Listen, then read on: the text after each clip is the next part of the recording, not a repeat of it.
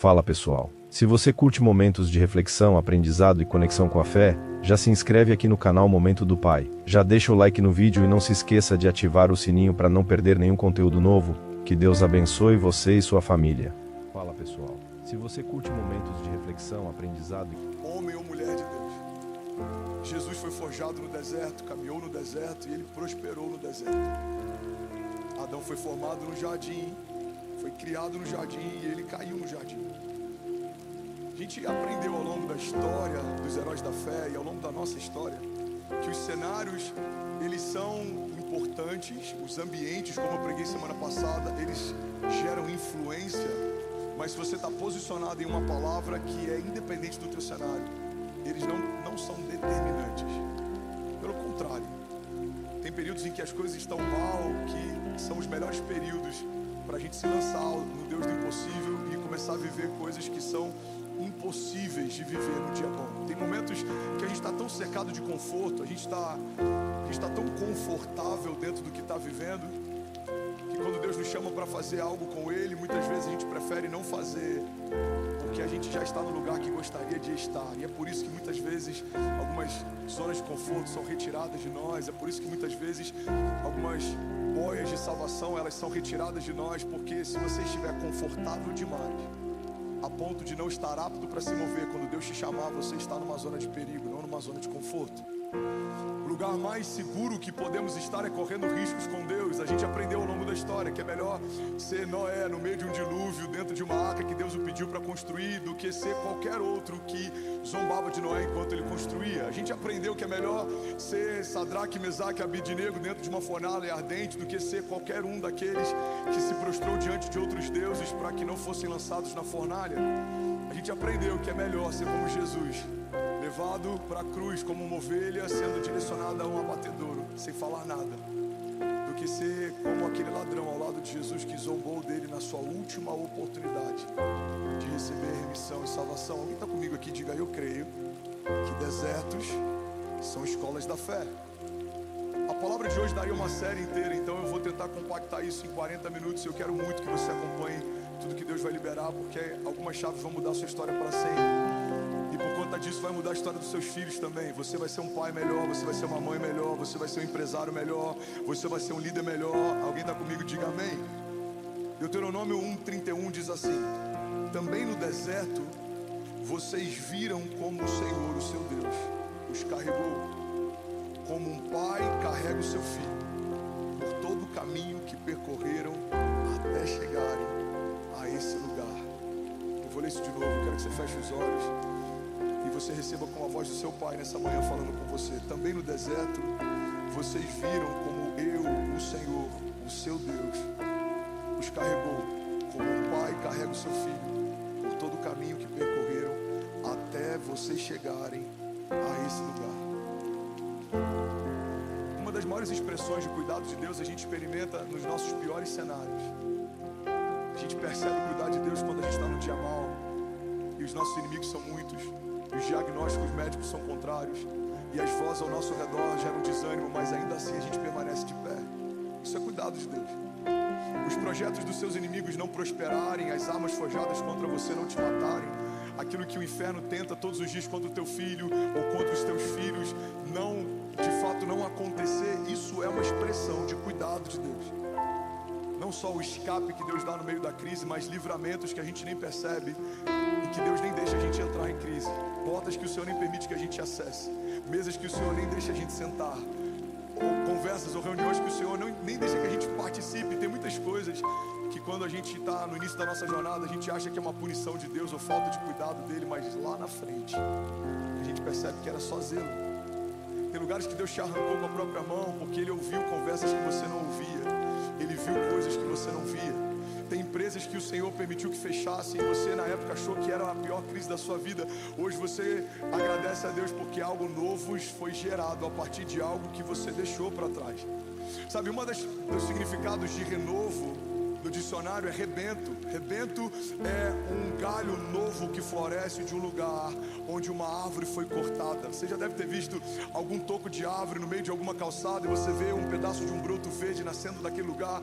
Isso é o rebento, ou seja, isso é o renovo de Deus. É algo novo sendo gerado no lugar de uma ferida antiga. É algo novo sendo colocado por Deus no lugar de algo que um dia te machucou, mas não te matou. No lugar de algo que um dia te feriu, mas não te parou. Alguém está comigo aqui em nome de Jesus?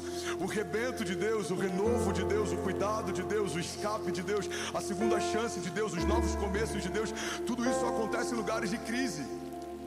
Os maiores milagres da sua vida aconteceram nos piores momentos da tua vida. Os maiores milagres da sua casa aconteceram nos piores momentos da tua casa. Como se esquecer do livramento que Deus deu aos nossos filhos quando estavam internados, ou de um livramento que Deus nos deu no meio de um acidente de trânsito, ou de um livramento que Deus nos deu quando a gente teve um diagnóstico médico contrário. Irmão, tem um dos nossos voluntários que serve aqui todas as semanas, ele deve estar em algum lugar aqui. E alguns meses atrás ele teve um ataque cardíaco no meio de um culto. E a gente tem um time com dezenas de médicos voluntários. O nosso WeCare socorreu ele, levou até a nossa ambulância com CTI, usaram um desfibrilador, conseguiram levar ele para um hospital e ele foi socorrido. E hoje ele serve e o coração dele foi renovado. Ele viveu um livramento, ele estava no meio de um culto como você está e o coração dele estava parando, mas Deus socorreu, deu escape, levantou, sustentou. É impossível ele não se lembrar em meio a alguns cultos que ele serve daquele dia em que Deus o socorreu.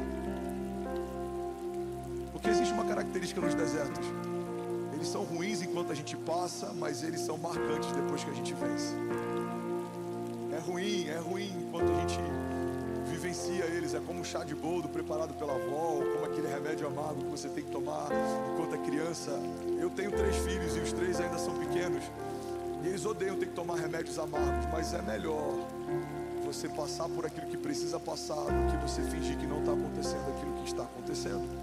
Desertos, eles não permitem que a gente finja que não está vendo o que está acontecendo, porque os desertos, eles são muito específicos. São áridos, estéreis e eles fazem muito calor. Essa é uma vantagem. Às vezes é melhor um deserto do que uma batalha invisível. A palavra fala sobre o laço do passarinheiro. A Bíblia diz que ele nos livrará do laço do passarinheiro. E o laço do passarinheiro era uma armadilha usada por caçadores para capturar pássaros. E eles colocavam um fio quase transparente. Então o pássaro ia ali e a patinha dele ficava presa naquele fio. E ele tentava voar mais alto e não conseguia. Ele tentava e não conseguia. Até que em algum momento ele começava a acreditar que essa nova altura era o limite que ele podia voar. Irmão, a pior coisa que você pode viver como cristão é acreditar que pode voar sem perceber que tiraram de você a capacidade do seu voo. É melhor um inimigo que se apresenta, um deserto que você enxerga, do que batalhas que você nem sabe que está enfrentando, do que inimigos que estão te sugando. Existem mais bajuladores e ladrões de alegria abatendo pessoas do que desertos e gigantes. Os desertos te posicionam, os gigantes te deixam em posição de batalha, mas os bajuladores não, eles te sugam sem você perceber. A zona de conforto mina o teu intuito de viver algo com Deus sem perceber. Você um dia queria mudar a história, queria fazer história com Deus, queria plantar igrejas. No dia seguinte você só está preocupado em qual é o próximo carro que você vai comprar, ou qual é a próxima TV que você vai financiar, ou qual é o próximo sofá que você vai sentar. Porque sem perceber, a zona de conforto pega homens que foram chamados para mudarem a história e transforma em pessoas comuns que só querem ouvir uma palavra no domingo e viver a sua vida comum ao longo da próxima semana. Deus não te chamou para isso. Deus te chamou para fazer história com Ele. Deus te chamou para que o seu nome ecoe na eternidade e a sua família esteja lá também. Deus te chamou para te estabelecer como cabeça e não como cauda, como um homem de governo. A Bíblia diz que os céus pertencem vomitados. Deus tem tanta ojeriza a ideia de sermos mornos, que Ele chega ao ponto de dizer que prefere que você seja frio. É melhor que seja frio ou quente. Você tem noção que dentro desse contexto a gente pode aceitar a ideia de que é melhor alguém que diz não acreditar do que alguém que diz acreditar, mas vive como se não acreditasse? É melhor você dizer eu não tenho certeza se Deus existe, do que você falar eu creio que Ele existe, mas viver a tua semana como se Ele não existisse. Não pede a bênção dele para nada, não consagra nada a ele, não pergunta nada a ele, não pede conselhos para ele, não busca opiniões dele, não atrai a presença dele, não cria um ambiente para ele, não edifica um altar para ele. Mas se alguém perguntar, você vai falar: não, eu acredito em Deus. Irmão, guarda isso aqui em nome de Jesus. Tem muitos desertos que Deus permite que a gente entre para que a gente desperte, para que a gente acorde. Desertos são um lugar de preparo. Esse é o primeiro tópico da mensagem de hoje. Você está comigo? Diga amém. Se você quiser, anota. Só não entra no WhatsApp, anota em algum aplicativo que não vai roubar a tua atenção. Você está comigo? Diga: eu creio que desertos são um lugar de preparo. Eu já vou avisar, é possível que hoje a gente passe um pouco do tempo. Se você precisar sair, fica à vontade. Mas eu preciso entregar o que o Senhor me confiou para hoje, amém? Deserto é lugar de preparo. Ainda bem que eu vi, Jesus. Deus levanta João Batista, a voz que clama no deserto. E onde ele é preparado, no meio de um cenário de falta, ele se alimenta de mel silvestre, gafanhotos, e ele se veste com couro. Ele é um homem rústico, criado num ambiente hostil. Mas é um homem que Deus preparou para preparar o caminho para o seu filho. A gente olha para a história de Jesus, a Bíblia diz que ele crescia em graça diante de Deus e dos homens, ele crescia em sabedoria. Jesus enfrentou muitos desafios antes de se apresentar como Messias. Jesus, ele tinha um ofício. Jesus honrava os seus pais, Jesus cuidava da sua casa, Jesus tinha responsabilidades, ele foi ensinado. Ele não veio dos céus com 30 anos e ele já falava, ele já andava, não. Ele foi gerado no ventre, ele foi amamentado, ele teve cólicas como qualquer bebê teve. Ele teve que aprender a andar, ele engatinhou, ele caiu, ele tropeçou, ele aprendeu a correr, ele aprendeu a falar, ele aprendeu a ler. Ele ia para a sinagoga, como diz a palavra, como de costume, ou seja, ele estudava, se debruçava na palavra, mesmo sendo o verbo encarnado, mesmo sendo a própria palavra, ouvia da boca de homens a respeito de si próprio. Jesus enfrentou o processo, Jesus enfrentou desertos. Ele acaba de ser ungido, batizado. Uma porção do céu é derramada sobre ele, o Espírito repousa sobre ele. Uma voz do céu diz: esse é meu filho em quem eu tenho meu prazer. E a Bíblia diz que em seguida o Espírito de Deus leva Jesus ao deserto. Irmão, guarda isso aqui em nome de Jesus. Tem muitos desertos que o próprio Deus vai te levar para lá, ele vai te convidar para estar lá, mas não há nenhum deserto que Deus permita que você entre que não vai gerar em você algo melhor do que você tinha antes de entrar. Todo deserto que Deus permite que você entre é para te capacitar, é para te elevar a um novo nível, é para te afiar para próximas batalhas, é para te dar novas patentes, é para confiar algo novo a você. Alguém recebe isso em nome de Jesus? Porque nos céus não há uma nova patente se não houve uma prova anterior. Você só é aprovado em lugares que você foi testado. Deus testa homens na falta para saber se estão prontos para ter provisão. Deus testa homens na vergonha para saber se eles podem ter dupla honra. Irmão, guarda isso aqui. Se na sua vergonha você foi reprovado, você não está pronto para receber a dupla honra de Deus. Você vai se exaltar quando Deus fizer. Você vai se deslumbrar quando Deus te der. Se você for reprovado na falta, você não pode ser colocado no muito, porque a Bíblia diz que aquele que é fiel no pouco, sobre o muito será colocado. Mas se você não consegue ser fiel com pouco, por que você acredita que vai conseguir ser fiel quando tiver muito? Uma das coisas que Deus quebrou algumas semanas atrás, quando eu preguei sobre o poder da entrega, a gente viu pessoas entregando o seu melhor aqui no culto. Essa narrativa do inferno que muitas vezes a gente usa para justificar a nossa escassez. A gente fala: não, é fácil ele dar porque ele é rico. Não, tem pessoas aqui na igreja que eles dão porque eles são ricos. Mas se você sendo pobre não dá, quem garante que se fosse rico daria? A Bíblia diz que quem é fiel no pouco, sobre o muito será colocado. Eu estava pregando em Cuiabá anteontem, eu vim com o time do Music conversando do aeroporto para Alfa, e eu falei para eles: o meu primeiro escritório foi dentro de uma sala de passar roupa que era tão pequeno, literalmente, que o ventilador de pé tinha que ficar do lado de fora para ventilar para dentro, porque se ele ficasse dentro a porta não fechava. Só tinha espaço para uma cama, uma tábua de passar roupa. Então a gente tirava aquela tábua de passar roupa, eu coloquei uma tábua de pinos e eu fiz alguns móveis com madeira de pallet de feira, e ali era o meu escritório, e eu amava aquele lugar, e eu chorei com Deus naquele lugar, e eu projetei muitas coisas que eu estou vivendo hoje naquele lugar, e eu imaginei muitas coisas que a gente viveria junto naquele lugar. Então guarda isso aqui em nome de Jesus. Para mim não faz diferença o tamanho da sala que eu tenho hoje, porque não fazia diferença o tamanho da sala que eu tinha ontem. Quando você é aprovado no pouco, você está pronto para viver o muito. Quando você não pergunta para Deus ou faz pirraça, por que comigo, por que essa luta, por que na minha casa, por que essa vergonha, você está pronto para viver os transbordos de Deus, porque é difícil a gente vê alguém que está vivendo algo glorioso ficar questionando: Deus, por que eu estou ganhando tanto? Por que eu estou crescendo tanto? Por que está sendo tão rápido? Se você não questiona na falta, você está pronto para viver milagres que você não vai entender quando Deus fizer muito. Você está comigo? José foi testado na falta, João foi testado na falta, Abraão foi testado na falta, Davi foi testado na falta, Jesus foi testado na falta. Mas o final de todos eles foi melhor do que o começo de cada um deles. A Bíblia diz que melhor é o final das coisas do que o início delas. O José escravo termina como o José governador do Egito. O Abraão que sai da casa, da terra, está como um nômade andando pelo deserto, termina como o pai da fé.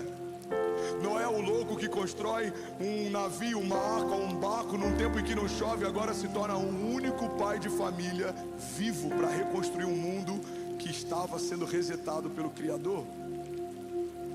Davi, um fugitivo que estava em deserto com homens loucos, transforma aqueles homens em um exército de valentes e agora assume o reinado. E a bandeira que está tremulando em Israel até hoje é a bandeira com o símbolo do seu reino. Jesus teve suas vestes roubadas, tiraram sorte para ver quem ficava com elas. Foi cuspido, carregou a própria cruz, humilhado diante da sua mãe e dos seus amigos.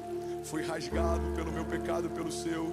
Ainda pediu para que aqueles que o açoitavam fossem perdoados por Deus, porque não sabiam o que faziam. Ele foi humilhado até o fim, teve sede, pediu água, deram vinagre. Ele dá o último suspiro, mas esse não é o final da história. 3 dias depois, ele volta dos mortos. Ele ressuscita, o Filho de Deus caminha sobre a face da terra, faz novos milagres, libera uma nova unção sobre a igreja e ascende aos céus. Está sentado à direita do Pai e Ele intercede por nós. Fala comigo: deserto é lugar de preparo.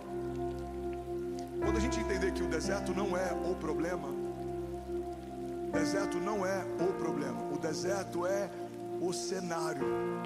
O problema não é o deserto é só um cenário, é um pano de fundo. O problema que muitas vezes a gente enfrenta não é o lugar que a gente está, mas somos nós. Porque se você entender quem você é, o que você carrega, você prospera em qualquer lugar. Você é a bênção, você carrega a bênção, você carrega uma promessa, você carrega uma filiação, você é filho de Deus, você carrega a vida de Deus, o mesmo poder que ressuscitou Jesus Cristo dos mortos. O deserto, pega isso aqui, irmão, é uma expressão tão forte do cuidado de Deus, que Deus prefere te recolher do meio de todo mundo para te tratar do que fazer isso enquanto todo mundo vê. Desertos são como um pai que quer educar o filho e chama para dentro do quarto ao invés de bater na frente das visitas. Muitas vezes a gente está reclamando por que do deserto. A gente precisa falar: Jesus, obrigado pelos desertos, porque o Senhor me tirou do meio de todo mundo para me alinhar enquanto ninguém via. E agora que eu fui alinhado, o Senhor me trouxe de novo para o meio de todo mundo, para que a dupla honra do Senhor fosse vista por todos. Deus é um bom Pai, Ele não quer gerar traumas em você, Ele te educa em lugares onde ninguém te vê, mas Ele te exalta para que todos vejam. Jesus diz que somos como estrelas brilhando no universo, diz que a luz não pode ser escondida ou colocada debaixo de uma mesa, pelo contrário, ela precisa ser colocada no lugar mais alto. Irmão, o mesmo Deus que te alinha em secreto, te exalta em público. Que amor é esse, irmão? Que cuidado é esse? Começa a encarar desertos como um cuidado de Deus. Deus, se eu estou aqui, o que o Senhor quer me ensinar? Em 2017, quando eu fui internado, o primeiro sentimento que eu tive, a primeira impressão que eu tive: se Deus me permitiu estar aqui, Ele quer me ensinar algo. Eu fiquei como uma esponja, irmão, tentando aprender tudo que eu podia naquele deserto, porque eu sabia, a primeira coisa eu sabia: vai passar. não é o final da minha história. Então, comecei a ter um senso de urgência. Se aqui é momentâneo e Deus quer me ensinar algo, o que eu não posso perder nessa experiência com Deus no deserto? Que existe uma segunda chave poderosa sobre os preparos de Deus no meio do deserto. Se você não aprendeu o que deveria ter aprendido no último deserto, é muito provável que em algum momento você vai ter que retornar lá para aprender de novo. É como alguém matriculado numa escola que repetiu de ano. Às vezes até rola uma recuperação, mas tem vezes que não. Você vai ter que passar de novo pelo mesmo ano letivo, porque você deveria ter aprendido o que não aprendeu. Você vai ter que voltar para aquele lugar onde você já esteve.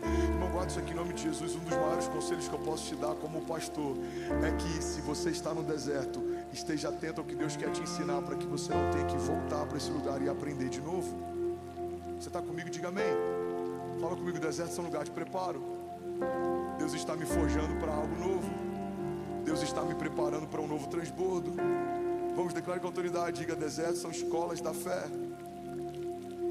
Ele está me ensinando em secreto e Ele vai me exaltar em público.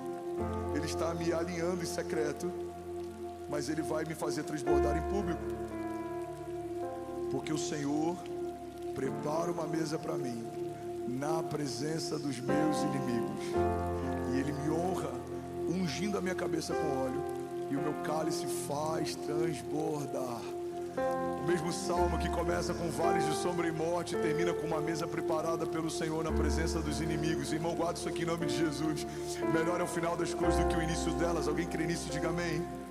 Segundo fundamento sobre deserto. Fala comigo. Deserto é lugar de reconstrução. Deserto é lugar de reconstrução, irmão. Pastor, mas só tem ruína. As ruínas do passado, as ruínas da minha empresa, ou as ruínas do meu casamento, ou as ruínas do meu ministério. Eu só vejo tudo em ruínas. A gente precisa desenvolver habilidade no deserto de reconstruir a partir dos cacos do nosso passado.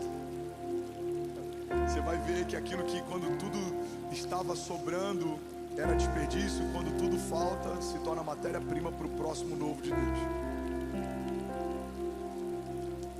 Você nunca vai ver no deserto alguém lavando calçada com água potável, mas você consegue ver em cidades onde não falta água.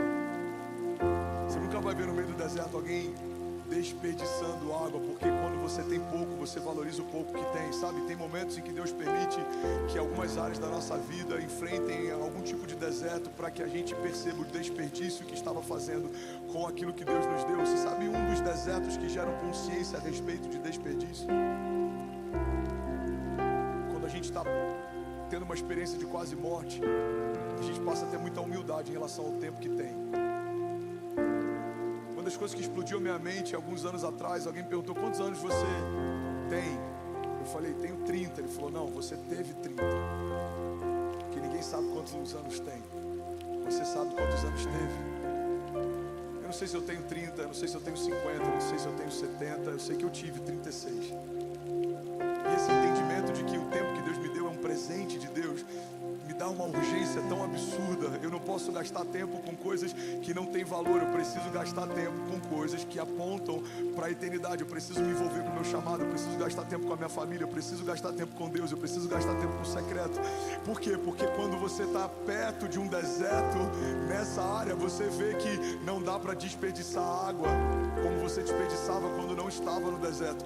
Quando eu tive num momento em que médicos me deram um diagnóstico médico contrário, eu falei: Deus, quando você me tirar desse deserto, eu vou tratar o tempo de uma forma diferente do que eu tratei até aqui. Eu já tinha um senso de urgência, mas ela aumentou muito mais. Então as pessoas me veem 14, 16 horas na obra da igreja, como a gente ficou no mês passado por 26 dias. Por que o pastor está se dedicando tanto? Por que ele quer ver em um mês pronto algo que a gente poderia fazer com calma em um ano? Porque eu não sei se a gente tem um ano, porque eu sei que Jesus está voltando, e o que ele me pediu para fazer, eu quero fazer de pronto, porque Deus está fazendo uma coisa nova, e o meu coração anseia para ver acontecer aquilo que um dia Deus me mostrou. Se Ele disse que vai fazer, eu sei que no céu Ele já fez. Se Ele disse que vai acontecer, eu sei que no céu já aconteceu. Então eu preciso inclinar o meu coração e sujar as minhas mãos, para que eu não seja alguém passivo que espera que algo venha do céu. Não, algo já veio do céu há mais de 2000 anos atrás. O Filho de Deus me ungiu e me chamou e me empoderou e me ativou e me posicionou. Mas agora eu preciso fazer alguma coisa. Alguém está comigo aqui? Diga amém. preciso fazer alguma coisa. E com o que eu vou fazer? Com as ruínas daquilo que foi quebrado, desfeito, partido. Jesus pega um pão partido e a partir de um pão partido o milagre de multiplicação acontece. Jesus pega um pão partido e a partir do momento que ele parte um pão no caminho de Emaús, os servos descobrem que é o Messias que estava com ele. Jesus parte um pão na mesa na última ceia e a partir do partir do pão, um memorial de gratidão é estabelecido a partir da ceia. Nem sempre o que se parte necessariamente é algo ruim. Tem coisas que Deus está partindo em você, mas um novo milagre vai vir a partir dessa partilha. Tem áreas que Deus está quebrando, porque a partir daquilo que Ele quebrou, Ele vai multiplicar uma medida que você nem sabia que existia, coisas que você nem sabia que estavam reservadas para você. Alguém está comigo aqui, diga amém. 23.500 famílias online, você pode dizer glória a Deus por isso. Somos mais de 50 mil pessoas online, sem dúvida alguma. Aleluia. Fala comigo, no deserto eu aprendo a reconstruir a partir das ruínas. Uma coisa que eu vi de um amigo, o pastor Vitor Hugo, e me impactou tanto. Ele disse: Fernandes, na casa do oleiro não tem lixeira. Na casa do oleiro não tem lixeira. Quando o vaso se parte, ele usa a matéria-prima do que se partiu para fazer um vaso novo. Quando o vaso se quebra, ele usa a matéria-prima do que se quebrou para fazer um vaso novo. E muitas vezes, mesmo que não tenha se partido ou quebrado, quando o oleiro olha para o vaso e vê que ele não está pronto, ele mesmo quebra e faz de novo. Tem desertos que a gente tem vivido que são uma expressão do cuidado de Deus. Ele está quebrando você para fazer de novo. Ele está moendo você para fazer de novo. O seu caráter está sendo moído, o seu orgulho está sendo moído, a sua vaidade está sendo moída, as nossas deficiências estão sendo moídas. Olha o que diz a palavra, Jeremias 18:2. Essa é a palavra que veio Jeremias da parte de pessoas que não nos ajudaram como a gente imaginou que ajudariam. E a gente não esperava tanto de pessoas que nos surpreenderam nos ajudando como a gente não imaginou que eles nos ajudariam. O deserto ele é importante porque ele deixa algumas coisas claras. Ele mostra quem você de fato pode contar e quem talvez nem tanto. Os desertos são diferentes do tempo do transbordo. No tempo do transbordo todo mundo se aproxima. No tempo do deserto ele faz uma seleção natural. O tempo do deserto faz com que os de verdade se mostrem como sendo de verdade. E os que não são de verdade nem precisam falar nada, eles são denunciados. Quando uma verdade se estabelece, tudo que é falso se autodenuncia. Então no tempo do deserto é muito claro quem tem uma aliança com o teu coração e quem não tem. Quem tem uma aliança com a tua casa e quem não tem. Quem ama você pelo que você é ou quem ama o que você tem. Porque no tempo do deserto, quando as coisas são escassas, quem está perto não está mais pelas coisas que você tem, mas só está ali por quem você é. Quando as coisas vão embora e só sobra você, quem ama ficar com você, quem ama você, quem quer você por perto. Porque quando a gente tem coisas demais, as pessoas nem precisam chegar em você, elas já se satisfazem com as coisas que te cercam. Esse é um dos maiores desafios de pessoas que se tornam influentes ou ricas. Chega num ponto que ele não consegue saber mais se os novos amigos se tornaram de fato amigos e se aproximaram pelo que eles têm ou por quem eles são. Mas tem muita gente que está com você desde o início, permaneceu com você no seu dia mal. São alianças que Deus te deu para a vida inteira. E tem pessoas que estavam distantes de você, mas no seu dia mal se aproximaram. São novas alianças que Deus está gerando. Olha o que a palavra de Deus diz lá em Provérbios 17:17. O amigo ama em todo tempo e para a angústia nasce o irmão. Tem pessoas que você tinha um apreço, mas na sua angústia se tornaram irmãos. Tem amigos que são mais chegados do que irmãos, diz a palavra. Tem pessoas que cuidaram de você mais do que familiares. Tem pessoas que amaram você no seu dia mal mais do que pessoas próximas. Tem pessoas que nunca usufruíram do que você tem, mas te amaram pelo que você é no seu dia mal. Então uma das coisas mais poderosas que a gente vivencia no meio de um deserto é que no deserto são formadas alianças. Os valentes que lutaram com Davi não lutaram pelo que Davi tinha. Ele era um homem fugitivo, mas eles acreditavam em quem Davi era e no que ele carregava. Uma aliança foi formada no deserto. Deus fez uma aliança com Abraão no deserto. Deus fez uma aliança com Davi no deserto. Deus fez uma aliança através de Jesus com cada um de nós na cruz do Calvário. Alianças formadas em tempos de crise são poderosas. Alianças formadas em tempo de falta são poderosas. Talvez o deserto que Deus permitiu que você entrasse era só para gerar novas alianças. E no momento que você sair desse deserto, elas te acompanharão por toda a tua história. Alguém está comigo aqui? Diga amém. Declaro com autoridade que deserto gera gratidão.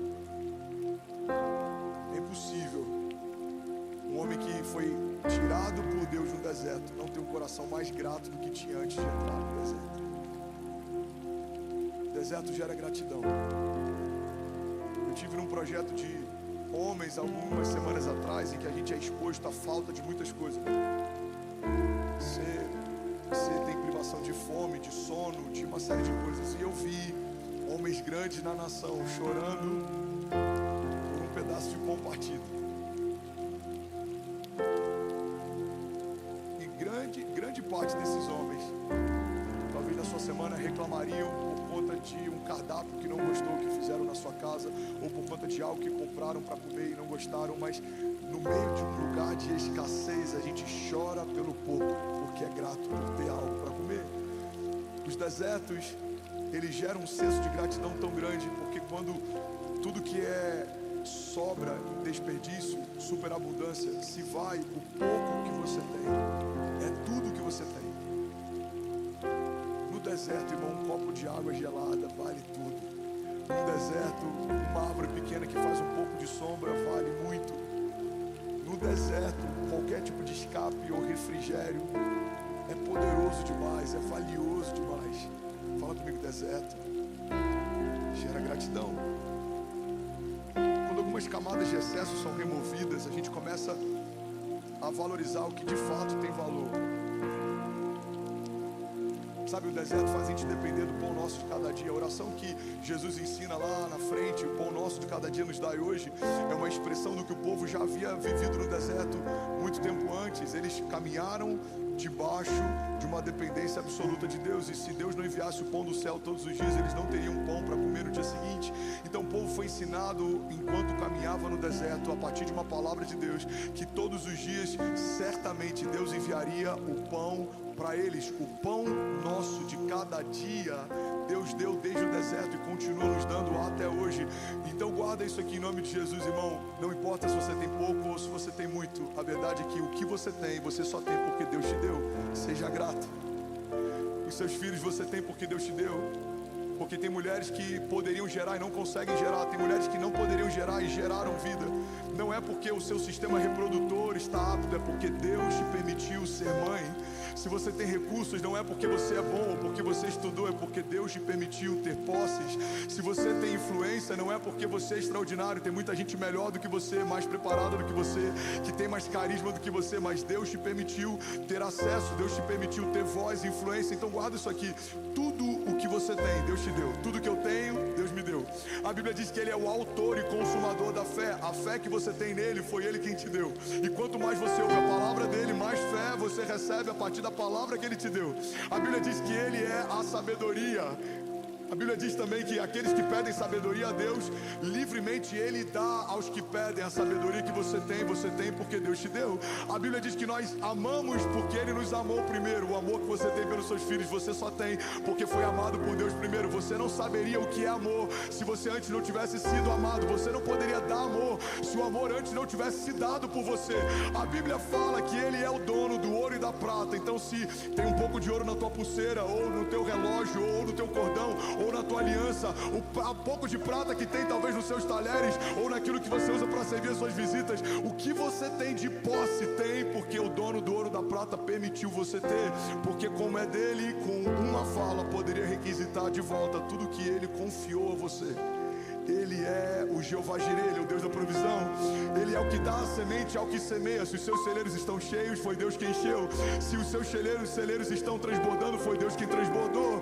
Ele é aquele que prepara prepara uma mesa na presença dos inimigos e Ele faz o cálice transbordar.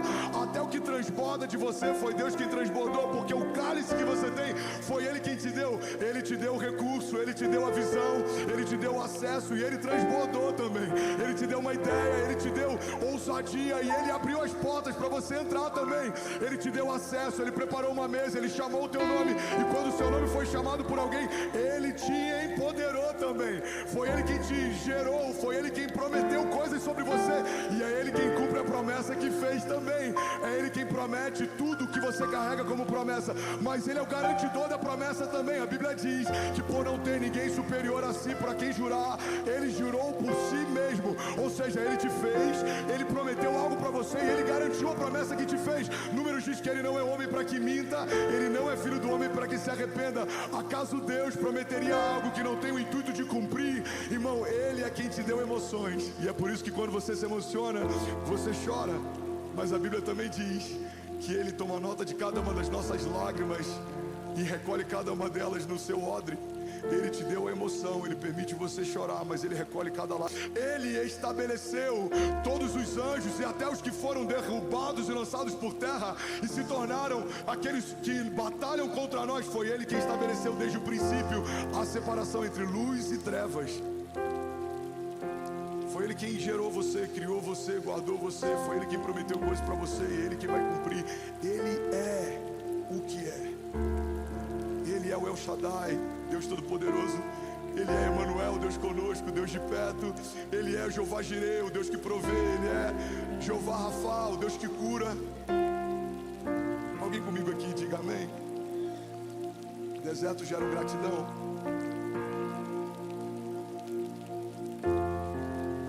Períodos de falta nos fazem valorizar aquilo que nós temos. Nos fazem valorizar aquilo que nós temos, porque eu tenho uma boa notícia: desertos são passageiros.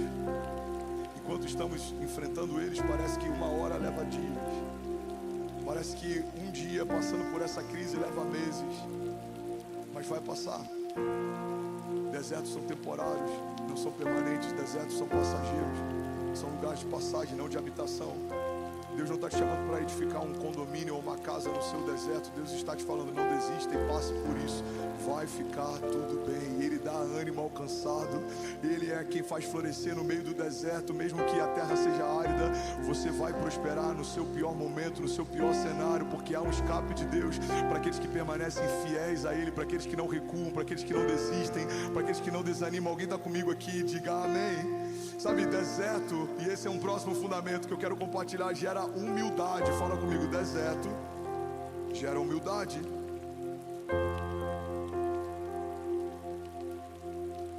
Fica pesado demais carregar nosso ego no meio de um deserto. Você pode até tentar no início da jornada, mas no meio dela fica insuportável. Você começa a deixar bagagens no meio do caminho. Isso aqui está pesado demais, isso aqui está pesado demais, isso aqui está pesado demais. Porque no deserto você tem que caminhar sozinho. No seu tempo bom você pode dirigir um carro, ou você pode estar montado sobre algo. No deserto não, no deserto é você e Deus caminhando no lugar quente, numa terra seca. Uma das coisas que o deserto gera em nós é humildade. Não dá mais para a gente se vangloriar, porque a gente percebe que o que realmente tem valor fica evidente no deserto. Eu lembro que quando a gente se mudou para Holanda alguns anos atrás, 2018, 2019, a gente foi morar num apartamento e para a gente era tudo novo, tudo era maravilhoso. Você falava: meu Deus, olha que estrutura, olha que organização, olha como as estradas são limpas, olha como as ruas são limpas, olha como tudo é organizado. Eu lembro a primeira vez que tocou um alarme de incêndio, a gente ficou desesperado porque a gente não sabia se era um teste ou se era real. E começa a tocar um alarme de incêndio no prédio inteiro. A gente falou: olha, deve ser incêndio, porque aqui é tão organizado, pega tudo e vamos descer. A Kezinha ficou preocupada, os meus pais estavam lá em casa. E aí eu, como líder nato, eu parei todo mundo e falei: vamos fazer o seguinte, desce todo mundo com as crianças, eu fico para pegar os documentos e eu tô descendo. Irmão, eu não me preocupei com com as sacolas do outlet que estavam lá. Eu não me preocupei com o tênis que a gente tinha comprado ou com o presente que a Cécia tinha comprado. Eu não me preocupei com aquelas sacolas de Dollar Tree ou Five Below, se é que alguém me entende. Eu não me preocupei com nada que era supérfluo. A minha única preocupação é: minha família tem que descer e eu preciso pegar os documentos. No meio de um tempo de crise, o que você não pode deixar para trás é a sua família e a sua identidade. São os seus filhos e a sua identidade. Todo o restante é supérfluo. Eu lembro que quando eu desci, Deus falou comigo, isso deu uma mensagem. Deus falou: filho, viva como se a casa estivesse em chamas. Se preocupa com a sua família e com a sua identidade. O resto é supérfluo, tudo passa. Deserto gera humildade, porque no meio de um deserto tem coisas que estão pesadas demais. Ei, olha pra mim, o nosso ego é pesado demais. Guardar rancor é pesado demais. Você está ocupando o espaço do novo de Deus com uma ferida do teu passado. Abre espaço para o novo. As coisas velhas ficaram para trás e eis que estou fazendo uma coisa nova. Deus está fazendo uma coisa nova. Não tem espaço no deserto para carregar rancor, para carregar remorso, para carregar culpa. Fala comigo: deserto é lugar de revelação. Nem todo deserto altera quem somos, mas todo deserto revela quem somos. No deserto, o homem impulsivo percebe que é impulsivo, o homem explosivo percebe que é explosivo, o homem que não é tão crente assim percebe que não é tão crente assim. O deserto revela pra gente a nossa pior parte, porque quando tudo vai bem, essa parte fica adormecida, mas quando as coisas vão mal, ela floresce, aflora. Eu não lembro quem é o autor dessa frase, eu acho, não vou lembrar, mas ele diz que o jejum não nos deixa irritados, o jejum nos mostra o quão irritado nós somos. Qual que é uma das funções do jejum? A ausência, a falta faz com que seja evidenciado quem de fato nós somos. Então o jejum faz com que a nossa carne fique irritada porque ela está sendo levada ao extremo. O deserto faz exatamente a mesma coisa, mas eu tenho uma boa notícia. Assim como os desertos revelam o nosso pior, no deserto Deus revela o seu melhor também. O deserto é lugar de revelação de Deus. Deuteronômio 8 diz assim: lembrem-se de como o Senhor, o seu Deus, os conduziu por todo o caminho no deserto durante esses 40 anos para humilhá-los e pô-los à prova, a fim de conhecer as suas intenções e saber se iriam obedecer aos seus mandamentos ou não. Deuteronômio está dizendo que o próprio Deus permitiu que o povo fosse colocado à prova no meio do deserto para que o coração deles fosse revelado para Deus. Vamos ler de novo, debaixo desse entendimento. Lembrem-se de como o Senhor, o seu Deus, conduziu o povo por todo o caminho no deserto durante esses 40 anos para humilhá-los e pô-los à prova, a fim de, ou seja, com o propósito de, com a intenção de conhecer as suas intenções e saber se iriam obedecer aos seus mandamentos ou não. Provérbios 25:2 diz: a glória de Deus está em ocultar certas coisas, mas tentar descobri-las é a glória dos reis. No deserto, a gente está muito sensível e é o melhor cenário para a gente buscar revelações de Deus. Eu lembro que quando eu fui internado, irmão, olha para mim, eu sou apaixonado por cinema, eu sou apaixonado por filme. É uma cultura que eu peguei com meu pai e é uma cultura que eu estou imprimindo nos meus filhos. O programa que eu mais amava de fazer com meu pai era deitar no peito dele, a gente deixar o ar-condicionado bem gelado e a gente assistia junto o filme. Não eram os melhores filmes talvez para assistir com aquela idade, Máquina Mortífera, Rambo, algumas coisas do tipo, mas tô de pé, amém? Deu certo, tá tudo bem, terminou bem. Mas eu lembro que a gente assistia vários filmes e eu gostava muito disso. E quando eu cresci, isso me acompanhou. Pra você ter uma ideia, eu alugava tantos filmes naquela época que a gente alugava VHS. Alguém lembra dessa época? Ok. Você lembra que você tinha que pagar multa se não rebobinasse a fita? Se é dessa época? Ok. Eu alugava tantos filmes na sexta-feira, porque eu ia entregar o filme da quinta e ele me falava que se eu entregasse 4 filmes na sexta, eu poderia só entregar na terça-feira. E aí na terça eu alugava mais. Eu era tão compulsivo com filmes que eu cheguei a receber uma cesta de chocolate da locadora que eu alugava. Eu acho que era um bom cliente. Amém, gente? Aí os anos passam, diminui um pouco essa paixão por filme, mas quando eu sou internado, eu não tinha plano de saúde. Algumas pessoas se mobilizaram, conseguiram uma internação para mim, e eu fiquei no CTI. Foram 35 dias de internação, e alguns dias depois me tiraram do CTI e me levaram para o quarto. E quando é lugar de milagre. Somos 25 mil famílias conectadas agora. Uau, glória a Deus. Jesus. Pega isso aqui, irmão, e eu já estou terminando. Salmos 107, vocês são maravilhosos. Diz assim: transforma o deserto em açudes e a terra ressecada em fontes. Ali ele assenta os famintos para fundarem uma cidade habitável. Estaremos lendo e orando por cada um de vocês. A sua causa é a nossa causa. Que a bênção do Pai, do Filho e do Espírito Santo esteja com você e sua família, hoje e sempre. E assim chegamos ao final de mais um Momento do Pai. Se esta mensagem tocou o seu coração, não aguarde só para você. Compartilhe este vídeo com seus amigos, sua família e em seus grupos, para que mais pessoas possam ser alcançadas por esta palavra de fé. Além disso, quero que saiba que este é um espaço seguro para nos conectarmos em oração. Se você ou sua família estão precisando de uma prece, escreva seu pedido aqui nos comentários. Estaremos lendo e orando por cada um de vocês. A sua causa é a nossa causa. Que a bênção do Pai, do Filho e do Espírito Santo esteja com você e sua família hoje e sempre.